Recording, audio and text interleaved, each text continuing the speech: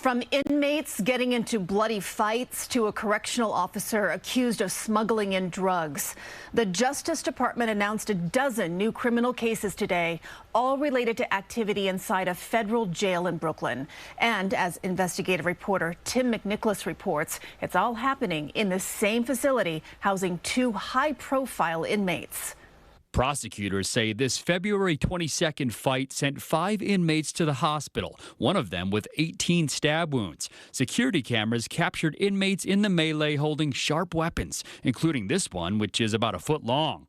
The U.S. Attorney for the Eastern District of New York is charging 6 inmates for the fight. It's one of 12 separate cases the Justice Department unveiled Thursday, all involving the Metropolitan Detention Center in Sunset Park.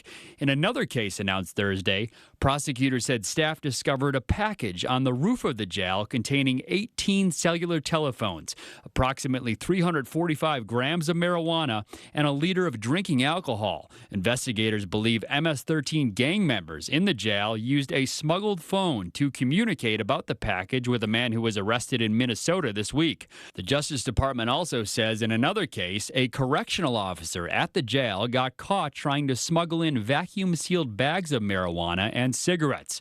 He resigned from the Bureau of Prisons 2 days later and is now facing charges. The agency released a statement Thursday saying in part, the Federal Bureau of Prisons would like to thank the FBI and the Eastern District of New York for their partnership and support to further prevent and prosecute violence and contraband in our facilities.